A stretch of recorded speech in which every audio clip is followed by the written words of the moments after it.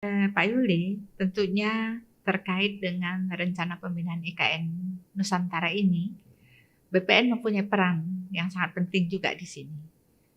Apa yang sudah dilakukan oleh ATR BPN? Mungkin Pak Yuli dapat menjelaskan.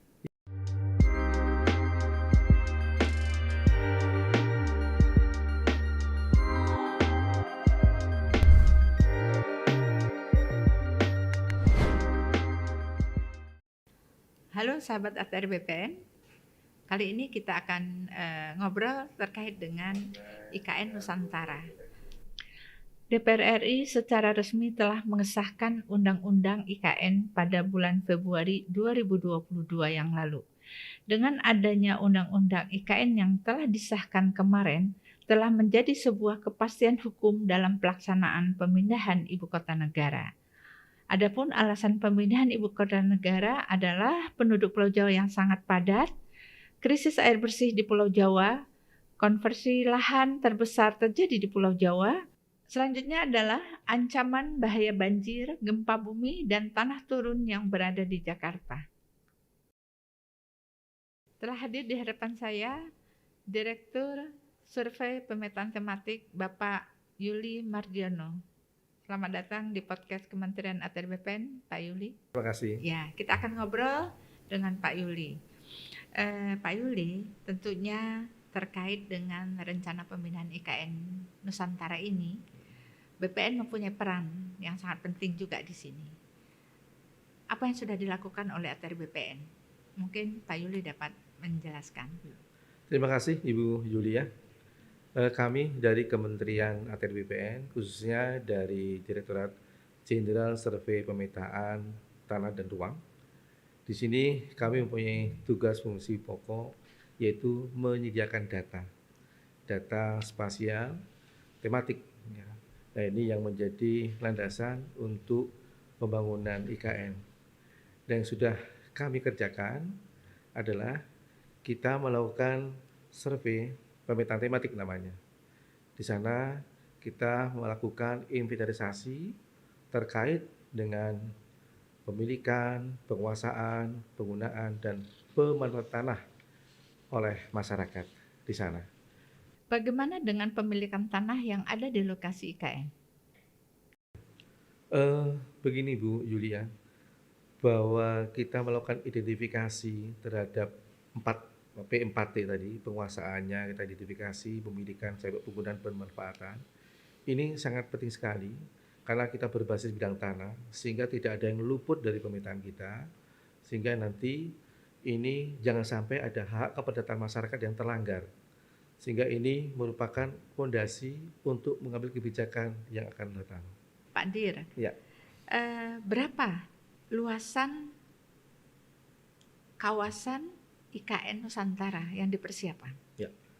Jadi luasan darat sekitar 256.000 hektar, Ibu. Itu yang sudah kita laksanakan. Ya. Pak Dir, dari 256.000 hektar, saat ini di lokasi itu pemanfaatannya untuk apa saja? Untuk tutupan lahannya itu masih berupa hutan, itu ada 61% dari 256.000 hektar. Yang lainnya sudah ada pemanfaatan dan penggunaan tanahnya, Bu. Berdasarkan hasil survei kami, itu sekitar 41% itu penguasaan oleh masyarakat. Dan sisanya 37 itu oleh badan hukum. Kemudian ada penguasaan lain-lain sekitar 17.000, dan yang 1% itu jalan dan sungai.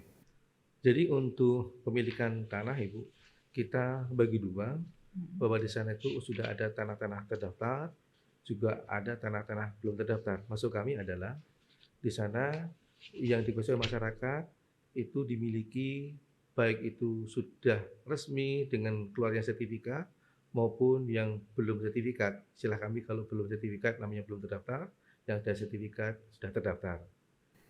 Pak Dir, dari 256.000 hektar kawasan yang sudah didelineasi, bagaimana masyarakat dapat mengetahui batasan kawasan IKN? Mungkin Pak Dir dapat menjelaskan. Ya, Jadi untuk melakukan pekerjaan itu yang kami laksanakan itu adalah survei pemetaan yang sifatnya rapid.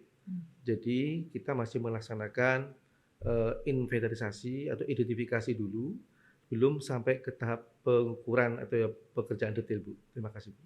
Pak Dir, berapa luasan kawasan inti pusat pemerintahan yang sudah dipersiapkan?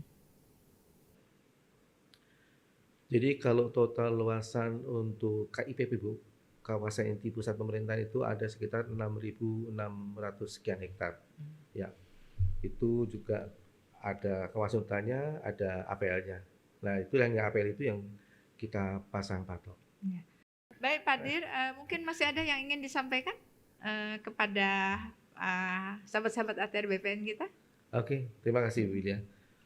Jadi apa yang sudah kita lakukan mengawali pemindahan ibu kota ini, yang jelas bahwa pertama masyarakat sudah bisa nyicil ayam dulu Bu, karena sudah kita petakan tentang penguasaannya, pemilikan, penggunaan perawatan, dan kemudian bahkan kita juga sudah memasang patok yang menyatakan bahwa ini lokasi yang akan menjadi pembangunan ibu kota.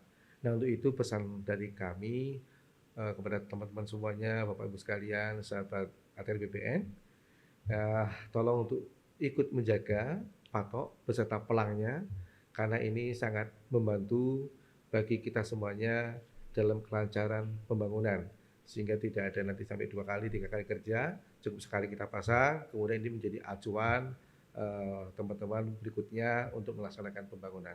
Bahwa ini bisa menjadi basic layer atau fondasi kebijakan-kebijakan selanjutnya, sehingga pembangunan yang kita inginkan di sana tetap pembangunan berkelanjutan yang akan menambah kebaikan bagi semuanya, ya masyarakatnya, lingkungannya, ekonominya, dan lain-lain. Terima kasih, Bu. Baik sahabat ATR BPN, demikian obrolan kita dengan Direktur Survei Pemetaan Tematik Kementerian ATR BPN tentang pemindahan Ibu Kota Negara Nusantara di Penajam Pasir Utara, Kalimantan Timur. Pemindahan Ibu Kota Negara dilakukan sebagai upaya untuk mengentaskan ketimpangan ekonomi dan infrastruktur di Indonesia. Secara umum, pemindahan ibu kota negara diharapkan dapat mendorong kebijakan reorientasi pembangunan menuju Indonesia sentris atau fokus pada spasial kawasan timur Indonesia.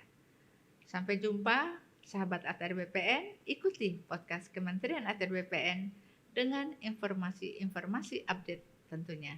Baik sahabat ATR BPN, sampai ketemu di podcast Kementerian ATR BPN selanjutnya terkait dengan pemindahan ibu kota negara Nusantara di Penajam Utara, Kalimantan Timur. Sampai jumpa.